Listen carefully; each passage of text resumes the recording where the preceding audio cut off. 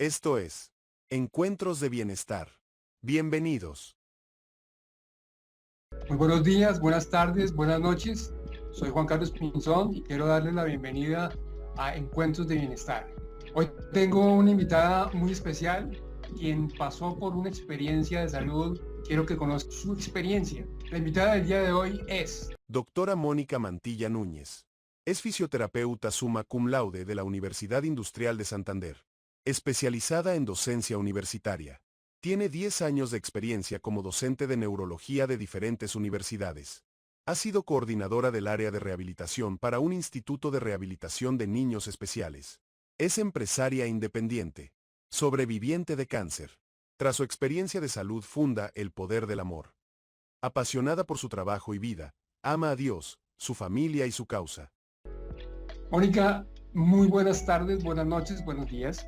Quiero darte las gracias por darnos este espacio y permitirnos conocer tu testimonio. En primera instancia, ¿cuánto hace que tuviste la experiencia con el cáncer?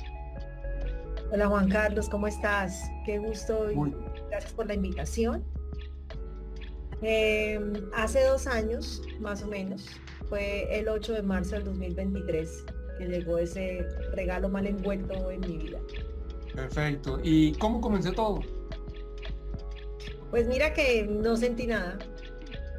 Soy una bendecida y una afortunada, una bendecida de Dios porque el cáncer que tuve, que fue un cáncer de ovario, es un cáncer silencioso, que desafortunadamente solo 2 de cada 10 mujeres sobrevivimos y 8 no lo hacen, de cada 10. Y es porque es un cáncer silencioso. Entonces ni siquiera se puede mirar por que te hagas citología, las mujeres no hagamos citologías ni nada, y tampoco hay síntomas. Entonces es la única forma como se puede diagnosticar es a través de una ecografía transvaginal, ¿no?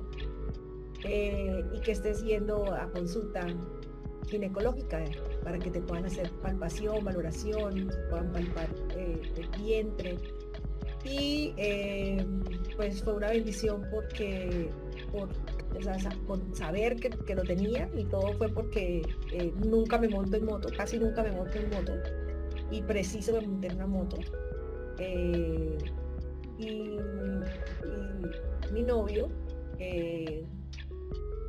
ese día me lleva en moto a hacer una vuelta y caemos es que nos comimos un hueco, y entonces bendito hueco, que por ese hueco me empezó a doler.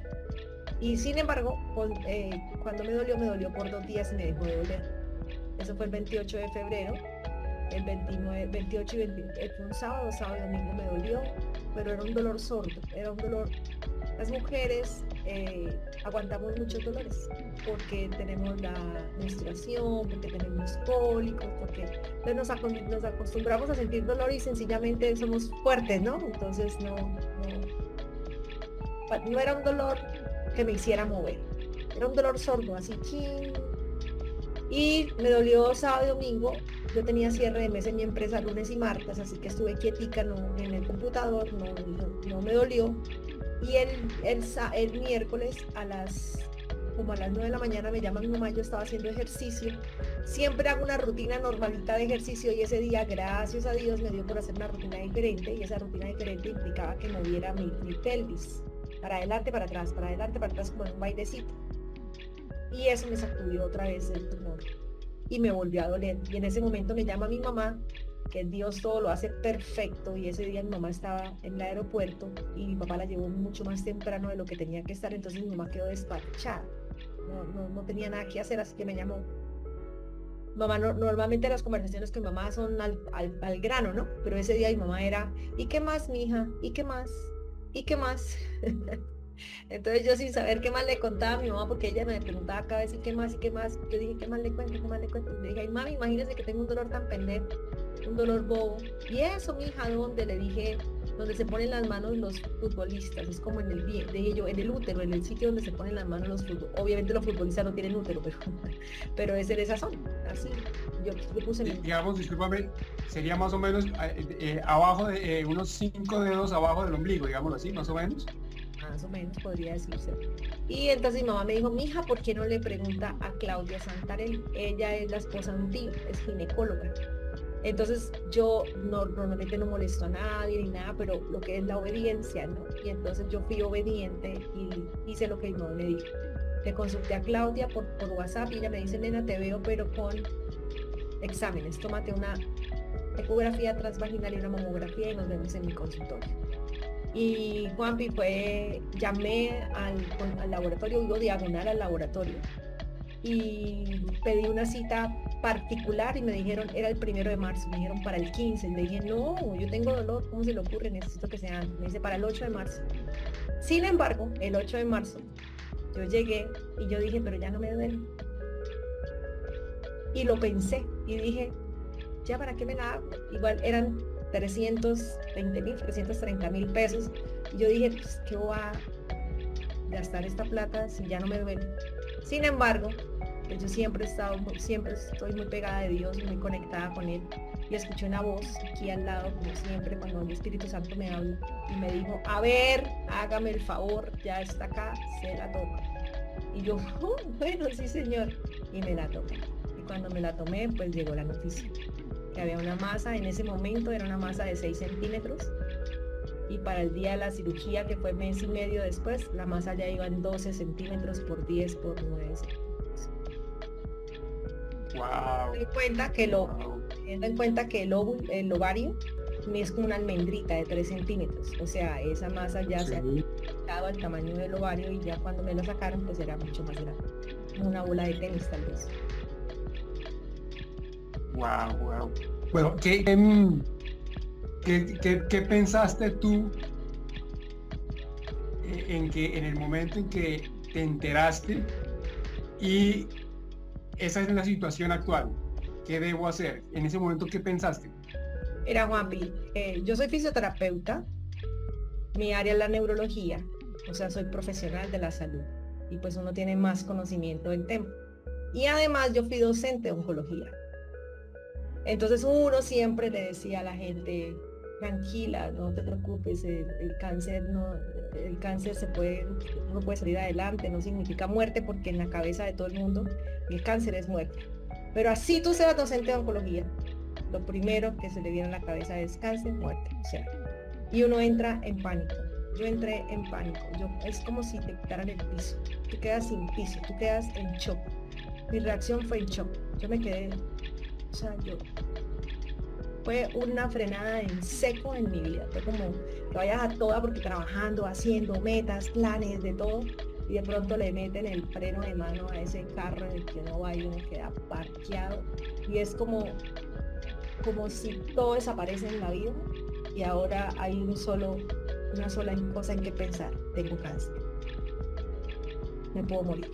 Eso fue mi reacción inicial, y quedarme callada, mi reacción fue, no quiero decirle a nadie, no quiero decirle a mi mamá, a mi papá, no quiero que sufran, no quiero evitar el sufrimiento de mis padres. Pero primero, pues soy una mujer soltera, así que yo me imagino que si tienes hijos, pues la persona que tiene hijos pensará en lo mismo, ¿no?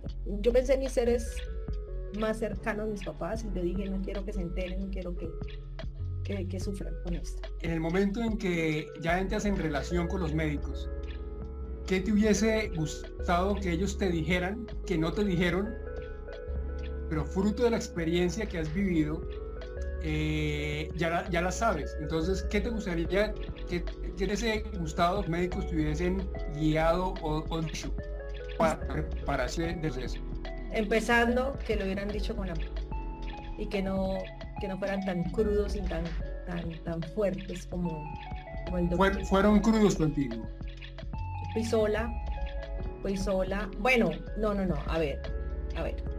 La doctora que me hizo la ecografía fue muy sutil, muy linda. Me dijo, mira, hay una masa. Primero me la vio y me dijo, hagamos la transvaginal para descartar. Cuando me dijo, mira, muy dulce, muy tranquila, porque dependiendo del tono como ellos lo digan, uno puede reaccionar, ¿no? Entonces me dijo, es importante que te vea, es urgente que te vea tu ginecólogo.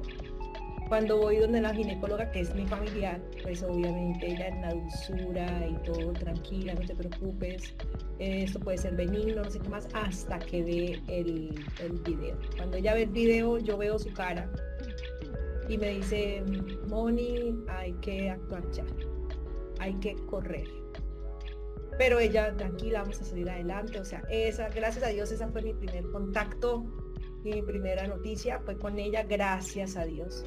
Pero ella me sugiere que me vaya, me dice, empieza a hacer las vueltas por la EPS, pero no te esperes porque es que ese tipo de cáncer, el que yo tuve, no da tiempo. Porque donde haga metástasis ya no hay nada que hacer, por eso fallecen 8 de cada 10 mujeres.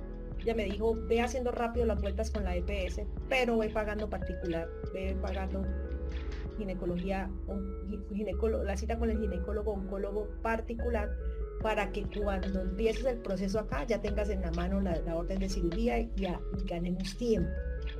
Entonces yo saco cita con mi oncólogo, ginecólogo oncólogo, y pues voy sola a la cita con él, y pues desafortunadamente el doctor no, esa parte de conexión con su paciente de corazón a corazón no la tiene.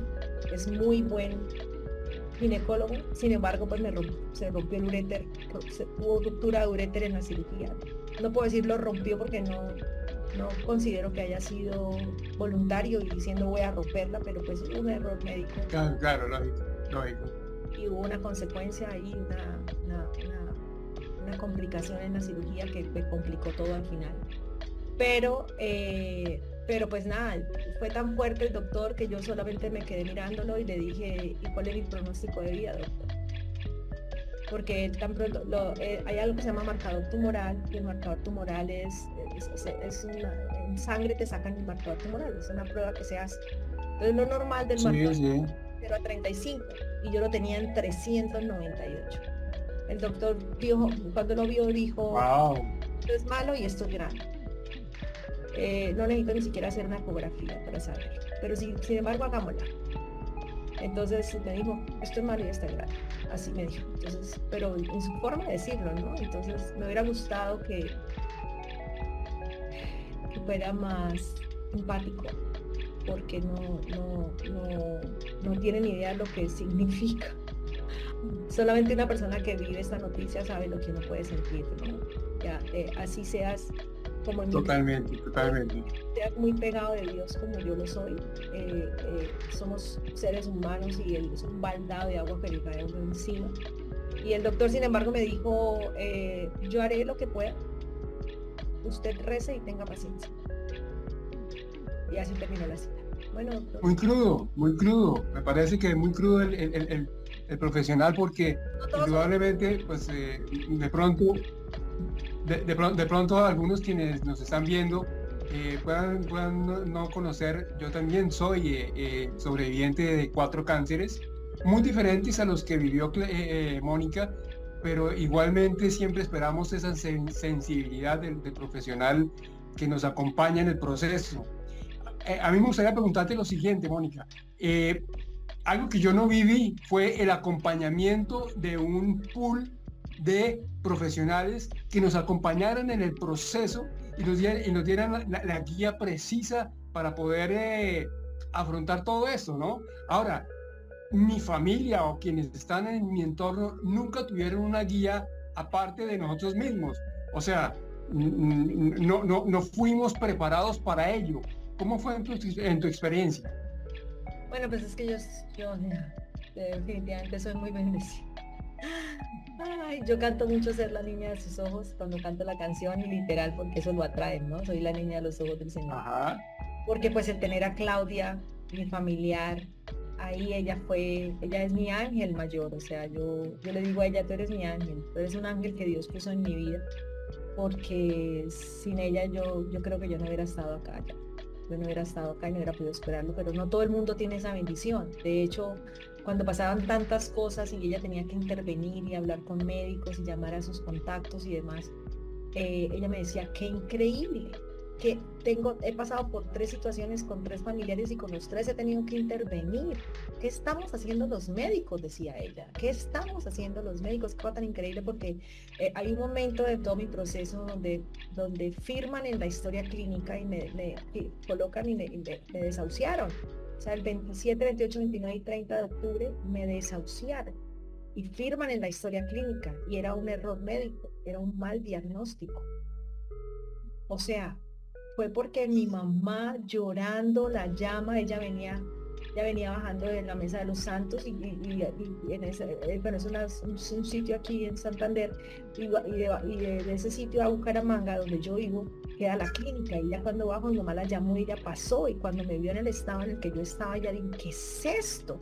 Que gracias a Dios ella tenía contactos muy importantes, ella pudo ayudarme a que volvieran a abrir mi historia clínica, porque mi historia clínica ya la habían cerrado, pues colocaron en la historia clínica que se suspendía intervención por especialidades. O sea, yo llevaba 3-4 días con morfina y ya ningún especialista me miraba y solamente, de hecho, hablé con ella y yo le decía, claro, yo terminaba con un paro cardiorrespiratorio, ¿cierto? Y ella me dijo, sí.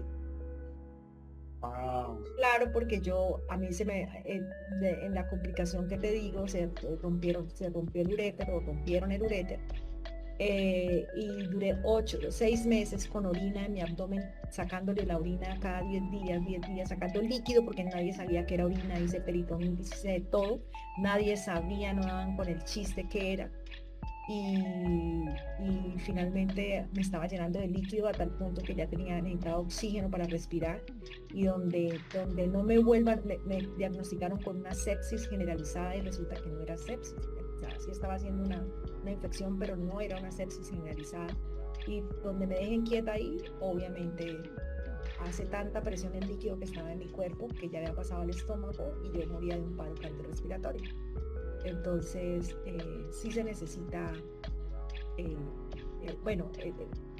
alguien que lo pueda uno guiar y pueda guiarnos en el proceso. También tuve el acompañamiento de un programa que, por ser una paciente prácticamente desahuciada, entonces, por ser tan complejo mi caso, me pusieron en un programa que se llama Cuidarte, por ejemplo, dentro de mi EPS. Y ese programa es especial para el paciente que está... De hecho, me enteré qué días, Juanpi, porque yo, como soy fisioterapeuta, estaba con una paciente mía y llegó una médico y yo le dije... esa paciente mía fue diagnosticada con un cáncer en el cerebro, que se lo extirparon ya, se lo sacaron. Entonces fue un médico domiciliario a visitarla y yo le digo, y ella no tiene programa Cuidarte, me dice, es que es para paciente terminal. Y yo, ay, ¿cómo así? O sea, yo estaba en ese momento en un programa para paciente terminal, y en ese programa, que gracias a Dios aquí estoy, y en ese programa tuvimos acompañamiento de todo. Ahí había psicólogo, había sacerdote, había un enfermero. Sin embargo, falta muchísima educación. Eso era un programa paliativo. Era un programa paliativo porque yo tenía muchísimo dolor. Claro, tenía orina en mi cuerpo todo el tiempo y no la descubrían. Entonces el dolor que pasé fue muy alto, muy grande. Y entonces era un programa paliativo. Pero que te oriente en el tema de cáncer y te digan qué hacer, yo todo lo obtuve de mi familia, que era la que me decía. Qué triste eso, porque creo yo que hay muchas personas que han vivido la experiencia del cáncer y de pronto han tenido que vivirla solos, sí. ¿No es cierto? Sufrimiento, en fin, es una expectativa muy incógnita, ¿no? Diría yo. Otro elemento que de mi experiencia, que fue afortunada para mí, es que en ningún momento sentí ninguna clase de dolor. En tu caso, ¿cómo fue la experiencia con el dolor? No, más dolor no pude sentir, pensé que me moría de dolor. Desde el principio fue muy doloroso porque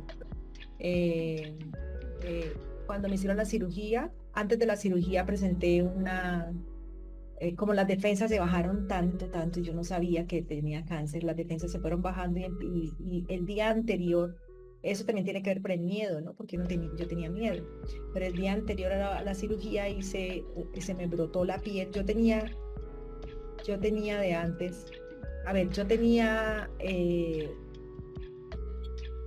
desde pandemia yo tenía un tema en la piel y yo pensé, yo lo había consultado virtual, me habían dicho que era una alergia y en ese momento, una semana antes de la cirugía, yo le pido el favor al médico de la iglesia a la que yo asisto, que yo le dije, doctor, a mí me sale como un brotico, a mí me preocupa que cuando me hagan la cirugía se me vuelva otra vez a presentar el broto y si ahí está, me ponen la cinta, el espadadrapo y demás, me pueda lacerar. Entonces le digo al doctor, el doctor me manda una medicina, una cremita y unas cápsulas. Y el día antes de la cirugía, la cirugía era el martes o el miércoles, no recuerdo. Y el domingo me empieza a ponerse rojo, el lunes rojo, y el martes, el día antes de la cirugía, me salen unas ronchas, una cosa impresionante. Y yo le mando la foto y el doctor dice, pásale ya esta foto al que te va a operar porque no te operan. Yo, ¿cómo? No te operan. Yo, ¿cómo así? No puede ser porque yo, o sea, hemos corrido tanto por esa cirugía porque estoy entre la vida y la muerte, o sea, por favor. Era una candidiasis cutánea, o sea, tu sistema de defensa se baja tanto que fácilmente haces un hongo en la piel producto de la piscina. Y yo no sabía que yo tenía un hongo de piscina en mi cuerpo. Y en ese momento empieza el dolor en mi cuerpo, porque ese dolor era como una quemadura. La dermatóloga me ve y me dice, durante 2 días no te puedes aplicar, 3 días no te puedes aplicar nada mientras está en estudio tu sangre para saber si te podemos tener un medicamento que es muy fuerte. Y solo te vas a poder poner agüita de pañitos de agüita de manzanilla, media hora en la mañana, en la tarde y en la noche. Y el resto del día era sensación de quemadura. Dijo, y no hay nada más que hacer. O sea, desde ahí empezó el tema de mi dolor. Cuando me hacen la cirugía, mi tensión arterial era 60-40. O sea que me ponían la dipirona, que es un medicamento para el dolor, a las 6 de la mañana hasta las 2 de la tarde y de ahí para adelante aguante dolor porque el doctor me decía no le podemos poner porque le baja más la tensión arterial. O sea que pasé por dolor. Yo llegué a mi casa después de la cirugía fue un lunes, finalmente fue un lunes, tuve que esperar a que me pasara lo del hongo, todo el tema y a los 15 días me operaron. Y yo llegué a mi casa el miércoles y tuve que volver a urgencias el domingo porque yo me estaba literal muriendo de dolor. Y todo mi proceso tuvo mucho dolor, Juanpi, porque el tema de no saber que había sido ruptura de un uréter fue porque precisamente el 3 de marzo yo me había cambiado de EPS. Yo no sabía, yo qué iba a saber que el 8 de marzo me iban a diagnosticar un cáncer y yo me había cambiado de EPS, hicieron efectivo el cambio el 31 de mayo. En esa urgencia del dolor, cuando yo entré a la clínica un día, entré el domingo de una EPS y el lunes pertenecía a otra EPS y eso fue un rollo también. Pero el médico que me operó, yo creo que esta es la hora que no sabe que me rompió el uréter y me tuvieron que mirar, hacer seguimiento a otros. Entonces los que me hacían seguimiento no tenían ni idea qué pasó en la cirugía. Por eso fue tan difícil mi diagnóstico y encontrar finalmente cuando 8 meses después, 6 meses me desahuciaron. Cuando vuelven y retoman los doctores, porque mi familiar es compañera de colegio no, de universidad, del dueño del hospital donde yo estaba. Y entonces ella tuvo la confianza de poderlo llamar y decirle, oye, o sea, si ella no lo hubiera llamado, nadie más podía decirle, porque ¿cómo le vas a decir tú al dueño del hospital? Tus médicos especialistas hicieron un mal diagnóstico. O sea, nadie se atreve a decirle eso. Pero como eran amigos, ella le dijo, mira, perdóname, pero yo tengo que decirte, ayúdame, por favor. Mira, ella es la sobrina de mi esposo. Por favor, ese no es el diagnóstico. Revísenlo, por favor, ese no es el diagnóstico, ayúdame. Y entonces fue cuando el doctor volvió a dar orden que entraran los especialistas y 7 especialidades me dieron así una detrás de otra y me sacaron de ese trance y bueno, ya me reconstruyeron finalmente. Eso fue en octubre y en abril me reconstruyeron el uréter y bueno, de eso hace 1 año y unos meses. Eso fue en abril de 2024. Antes de continuar, queremos pedirte que te suscribas, activa la campana y deja tu comentario. Esto nos ayuda a que este video sea recomendado a más personas. De antemano, muchas gracias. Bueno, sí, ahí también hay que decirlo que no todas las experiencias para quienes hemos sufrido de cáncer va a ser lo mismo para todos, ¿no? Indudablemente cada experiencia es totalmente individual. Entonces no podemos pronosticar si quien nos ve va a tener o no dolor. Lo importante es que esté bien asesorado, esté bien acompañado por su médico. Ahora me asalta otra pregunta. Comentando que tú te diste cuenta que tenías cáncer o que tu diagnóstico era de cáncer, fue casualmente a raíz que montaste en moto. Que nunca monto. Yo siempre pensé tener una muy buena salud, pero a mis 46 años empezó todo mi proceso. ¿A qué edad? Con respeto, lógicamente, se acostumbra a que no se les pregunte la edad a las damas, pero ¿a qué edad te diste cuenta que comenzó todo esto? Y, o sea, ya me explico el por qué te pregunto esto. Juanpi, yo sé exactamente cuando empieza el cáncer, como yo había sido docente de oncología, yo sabía que había, y estudio mucho el tema de inteligencia emocional ahora, hoy día, yo sabía que venía alguna emoción que no se había gestionado bien en mi vida. Normalmente cuando era docente se hablaba de falta de perdón. Sin embargo, yo decía, pero es que yo ya el tema de perdón ya lo he manejado, o sea, yo ya solté esa carga de encima, ese bulto que tenía en mi espalda, ya lo había soltado. Yo decía, ¿pero qué es? Entonces, a raíz de todo el tema, una amiga me regala una sesión con una persona que me ayuda en el tema psicológico, ¿sí? para encontrar en dónde está, que maneja biodecodificación. Y yo descubrí el día exacto en donde empezó todo, y fue el día de mi cumpleaños número 48. Dios me mostró. 48. Cumplí 48 años, pero también es el día exacto cuando Dios me sanó, que es el cumpleaños número 48. Fíjate lo interesante. En tu caso fue el día 48, el año 48 para acá cuando te das cuenta del cáncer. En mi caso fue en los 46. ¿A dónde voy con ese comentario? El cáncer puede ser una manifestación en cualquier momento de la vida. No hay que te diga, hay una edad específica para tener cáncer. ¿A qué voy a hacer este comentario para que no? Tu salud siempre va a estar en manos tuyas. Así es. Cualquier duda que tengas de tu salud, pregunta a tu médico. No tengas dudas. No te permitas el que si tienes un dolorcito, lo dejes pasar. El más mínimo dolor, la más mínima manifestación, como fue el caso de Mónica, de un prurito en su piel. Cualquier cosa que tú tengas, pregúntale a tu médico. No te lo guardes. No sientas miedo en preguntarlo, porque ese miedo más bien puede ser la causa, algo que sí puede ser muy peligroso. El diagnóstico paratónica. El diagnóstico temprano viene siendo un elemento a favor de la sobrevivencia. Te salva el diagnóstico temprano, porque tienes tiempo, porque en mi caso donde yo estuve, a mí me operaron una semana antes de hacer metástasis y yo la tengo clarísima. Wow, mira. Hemos corrido como corrimos y donde, o sea, mi Claudia no me preguntó, ¿tienes dinero, Moni? Yo no tenía dinero, Juan, o sea, en ese momento no tenía ni un peso. Sin embargo,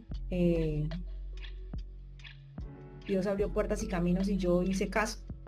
Donde yo no haga lo que ella me dice de correr, pues no estaríamos contando la historia. Así es. Es fundamental evitar que haya una metástasis. Fundamental. Porque metástasis es que se riegue el cáncer. Entonces, antes de que se riegue, tú lo puedes controlar y eso es con un diagnóstico a tiempo. Así es. Fíjate, comentando mi experiencia, en tu caso fue una montada en un vehículo. En mi caso se presentaba con un dolor en, el primer cáncer fue de testículo, el segundo cáncer fue de riñón y los otros dos fue de tiroides. El primer cáncer empezó a manifestarse por un dolor bajo. Entonces fíjate que ese dolor bajo lo demoré más o menos unos 2 años en hacerme revisar. Entonces, ahí fue un primer error que cometí. Debí haber actuado en ese mismo momento y posiblemente algo que se hubiese complicado más. A Dios gracias, pues fue en su momento, pero fue en un momento propicio para poder llegar a este momento. Para ti, el hecho del acompañamiento de la familia, ¿cómo fue? Juanpi, quiero responder esa pregunta, pero quiero decirte la pregunta anterior, que los tiempos son dependiendo de cada cáncer, ¿no? Si yo espero 2 años para el mío, no alcanzo, porque Así es. cuando si tu mujer estás escuchando esto, si es tu esposo, para que le cuentes a ella, en el cáncer de ovario, desde que empieza en cáncer hay 9 meses hasta que hagan metástasis normalmente. Tú no sabes cuándo comienza. Yo después entendí emocionalmente por qué en mi cumpleaños 48 comenzó todo. Ahorita si hay alguna pregunta de eso, pues te la respondo. Y a mí me operan a los 8 meses y 3 semanas. O sea, estaba a 1 semana de que el cáncer se fuera a pulmón. Normalmente, como ese cáncer no duele, entonces empiezan las manifestaciones en pulmón y las mujeres sí van y consultan porque empiezan con su problema respiratorio. Y cuando ya identifican su problema respiratorio, normalmente dan 2-3 meses de vida, máximo 4 meses de vida.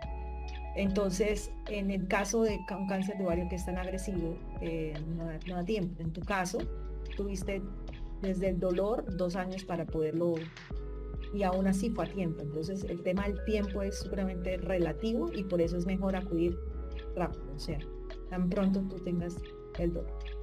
Y lo otro que quería decirte, Juanpi, es que para mí el cáncer vino como un maestro a mi vida y nada de esto sale del control de Dios y todo viene por un aprendizaje. Desde que llegó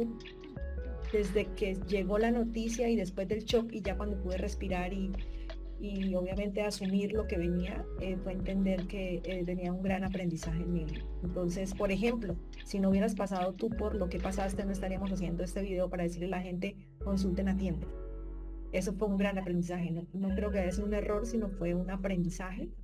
Así lo tomé todo el tiempo, Juanpi, todo el tiempo lo tomé así, jamás fue un error, jamás, que no se trata ni de echarse culpas, ni entrar, porque ahorita quiero que hablemos, me imagino que va a haber una pregunta de ese tema de las emociones, porque eso hace parte del acompañamiento, ¿no? De las emociones que yo debo tener dentro del cáncer, dentro del tratamiento de cáncer, porque yo vi morirse a muchas amigas mías al lado por no saber manejar sus emociones, pasando por todo este proceso. Entonces la pregunta de ahorita es, ¿qué tal el tema de la familia? Fundamental. La red de apoyo que yo tuve fue una cosa impresionante y eso me salvó la vida. De hecho, yo estoy escribiendo ahorita un libro que se llama El Poder del Amor, porque comprobé cómo el poder del amor de Dios a través de mi familia y de mis amigos me salvaron la vida. O sea, el amor salva la vida. El amor de Dios, el amor de Dios a través de la familia le salvó la vida. La familia de sangre y la familia que uno ha creado a través de los amigos, ¿no? Porque es en estas situaciones donde uno realmente conoce a los amigos. O sea, ahí es donde uno conoce a los amigos. No es en la fiesta. Es en estos momentos difíciles donde uno conoce a los amigos. Entonces, la red de la familia fue fundamental. De hecho, ahora que atiendo a mi paciente que pasó por un cáncer en su cabeza, que bueno, gracias a Dios ya se lo extirparon, pero pues quedó con una lesión en el hemicuerpo izquierdo. Es impresionante, yo veo como toda su familia la abraza y es ellos, o sea, de hecho te puedo compartir, por ejemplo, el día que me quitan el cabello. Llegó la hora cuchicuchi, la hora que más temía, y bueno, vamos a enfrentarlo porque esto es un proceso. El propósito de mi vida, que siempre le pedí al Señor, se llamó convertirme en mi mejor versión, un proceso de transformación. Las águilas, cuando llegan a los 40 años, bueno, yo tengo 48, ellas, las garras se pierden ¿cómo se llama eso? Se encorvan. Las plumas ya no son capaces de volar y el pico se le encorva, de tal forma que no pueden coger la presa, no pueden comer y no pueden volar. Entonces tienen dos opciones, una morirse y otra hacer una transformación. Ellas se van para la parte más alta de la montaña y ellas solas con sus garras se arrancan las plumas, solitas. Con su pico se arrancan las uñas y con el pico, con la roca, golpean hasta perder el pico. Y ahí comienza la transformación. Tienen que pasar un tiempo de transformación donde vuelven a salir las plumas más fuertes, salen las garras nuevamente nuevas en la forma como era, el pico fuerte y vuelven a durar 40, 50 años, duran hasta 100 años. Así que yo estoy en un proceso de transformación. Dios permitió que este fuera un proceso en el que estoy.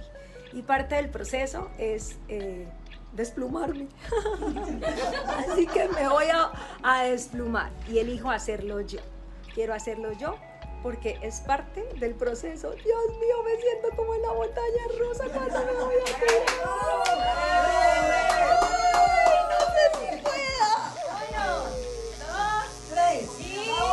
Va a quedar más linda, hermosa y bella. Porque lo que vale es lo de por dentro. Aquí va. Lo que vale es lo de por dentro. Comienza el cambio en mi vida. Aquí va. Así. Ay, Dios mío, Ahí está, Señor. Moniquita, ¡Nos tan fuimos!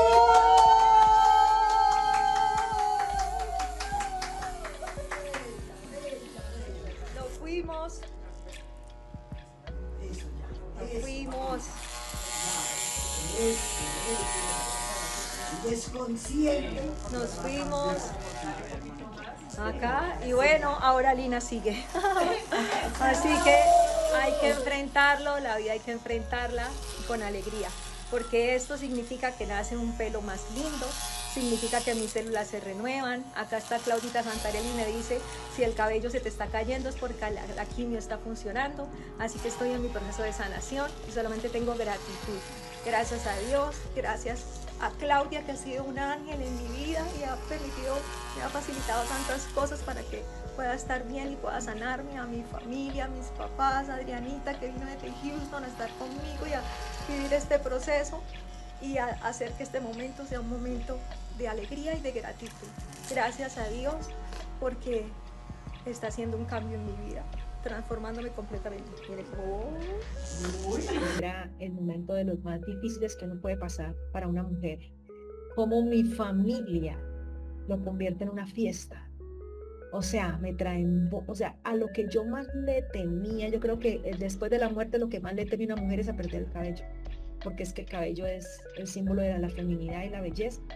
Y entonces el día que era lo más terrible para mí, ese día se convirtió en un día hermoso. Por cómo mi familia me abrazó todo el tiempo. Mis papás, yo fui la bebé de mis papás. Todo lo que a mí de niña me faltó papá, porque tenía a mi papá pero no lo tenía. O sea, él estaba ahí pero era muy lejano.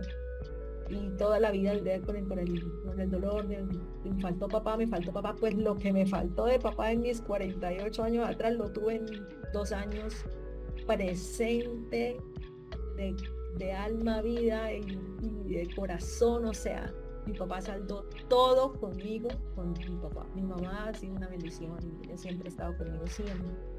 Y mi papá saldó todo conmigo, todo lo de antes y lo futuro, todo fue saldado en este tiempo de recuperación. Qué bueno, qué bueno. Fíjate que casualmente los elementos que uno traiga del pasado y tener la posibilidad de sublimarlos o perdonar en esta circunstancia, pues qué bonito poder tener esa experiencia. En el caso de la espiritualidad para ti, nos comentas que para ti la familia fue un elemento muy, muy importante. Y en cuanto a la espiritualidad, ¿cómo lo viviste? Juanpi, eso es el número 1. Sin Dios es imposible. Siempre, y te vas a dar cuenta, con cualquier persona que tú hables, que sea sobreviviente de puntos suspensivos, te va a hablar de Dios. Porque es que... Totalmente de acuerdo, de acuerdo. Porque es que es entrar en una impotencia absoluta, donde nadie puede hacer nada por ti. O sea, hay un momento donde no vale el dinero, no valen los contactos, no vale tener el mejor médico del mundo enfrente, no, nada, está uno literal en manos de Dios, literal en su voluntad, literal. Entonces, Dios hizo el 99,9% de mi sanación y a mí me correspondió un 0,01 y obviamente sin ese 0,001 pues tampoco se llega al 100 para poder vivir. Entonces, no, él lo hizo todo, él fue mi soporte, él fue mi roca, él fue todo. Desde que me enteré, lo primero que hice fue, es que Dios te va poniendo las personas, Juan, porque yo me entero, yo atravieso la calle y cuando voy entrando a mi casa me suena el teléfono y es tu mamá, es Glorita. Entonces, ella para mí fue eso.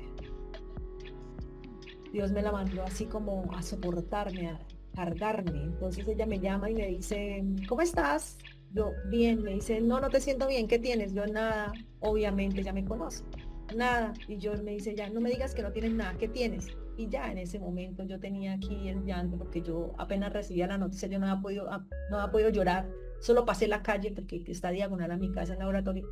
Y yo, ¡fum!, suelto en llanto. Y desde ese minuto número 10, minuto 10, yo tenía a Glorita como soporte y de rodillas inmediatamente me voy de rodillas, le digo que ore por mí y oro y le entrego al Señor y lo primero que yo hago es llamar a una amiga que es mi partner de oración y le digo, por favor ayúdame, ora por mí. Y ahí desde el día 1 Dios estuvo conmigo. De hecho, Juanpi, cuando yo voy a tomarme el examen para conocer mi marcador tumoral, porque apenas ahí sabía que era una masa, pero no sabíamos si buena, mala, no sabíamos nada.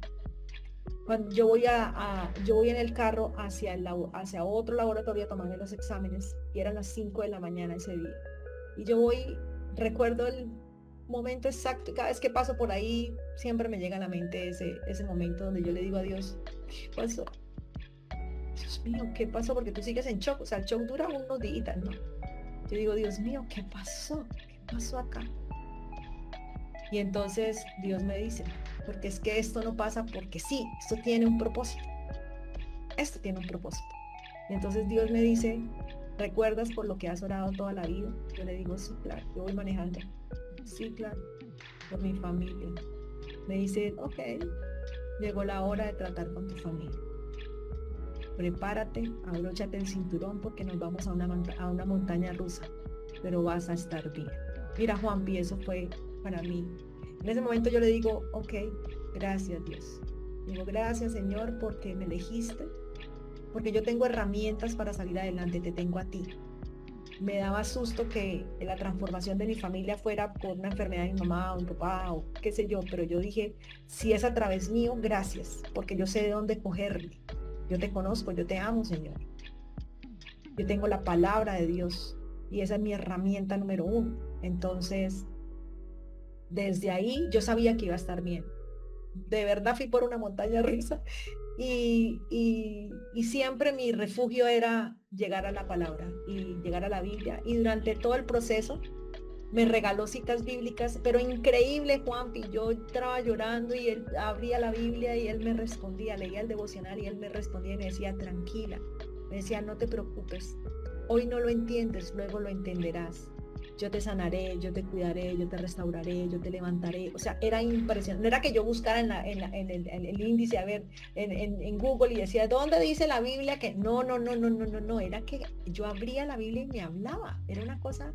El mensaje era directo para lo que estabas viviendo en ese momento. Mira, Juanpi, era tan increíble que yo te dije, después Dios me habla a través de mis finanzas, porque yo dije, a mí en mi trabajo siempre me ha ido muy bien, gracias a Dios, pero desde noviembre y diciembre para mí eran meses buenísimos y resulta que desde noviembre, diciembre todo de caída y me coge marzo con los brazos cruzados y eso a mí no me pasaba y después Dios me responde por qué razón era que yo estaba, por qué razón pasaba todo eso, o sea, todas las respuestas me las dio él. Y entonces, por ejemplo, yo recuerdo que ese día llamo a mi amiga y le digo, amigua, yo le digo amigua, ora por mí, me está pasando esto, y me dice, ella empieza a orar por mí, yo fui a tomarme el examen un miércoles, Y el siguiente martes yo reclamo el examen y tengo que ir donde la doctora. Cuando voy donde Claudia, mi familiar, ella me dice, salte de aquí ya y te vas para Higuera Escalante, que es un laboratorio, y me dice, tómate ya estos exámenes. Cuando yo llegué, yo no llevaba plata. Pues yo no llevaba suficiente dinero. Cuando yo llego allá a los exámenes, me dicen, no la podemos atender. Son las 10 de la mañana, ese examen se toma hasta las 9 y tiene que venir mañana. ¿Cuánto vale? 300.000. Miércoles. La cita con el doctor, 300.000. Todo costaba 300.000. Todo lo que tenía que hacer, yo decía, ¿de dónde? Mira, Juanpi, fue impresionante. Y yo llego a mi casa y me pongo de rodillas. Yo aprendí lo que es clamar. Uno cree que uno sabe clamar. Uno sabe pedir, pero clamar no sabe. Y yo me puse de rodillas, yo le clamé al Señor, dije, Señor, ayúdame, ¿qué voy a hacer? Al contrario, yo soy soporte para mis papás. O sea, yo no cuento con que mis papás me soporten a mí financieramente. Yo dije, Dios mío, ayúdame, ¿qué voy a hacer? Provéeme. Juanpi, fue increíble, fue inmediata la respuesta. Yo tenía mi celular porque en mi celular tengo el devocional. Y en ese momento entra un mensaje de WhatsApp de mi amiga que oraba por mí. Y entonces ella vive en Estados Unidos y ella me dice, amiguita, quiero preguntarte algo. Yo quiero apoyar tu causa no solo en oración. ¿Estarían bien para ti 200? Y yo dije, a mí nadie nunca me ha regalado nada de dinero, Juanpi. O sea, toda la vida he trabajado y nunca nadie me ha regalado nada. Entonces yo en ese momento, ay, yo pensé que eran 200.000 pesos. Y yo dije, bueno, yo dije, ay, amiguita, lo que venga del Señor lo recibo con todo gusto porque tenía que pagar un montón de cosas y yo no tenía el dinero.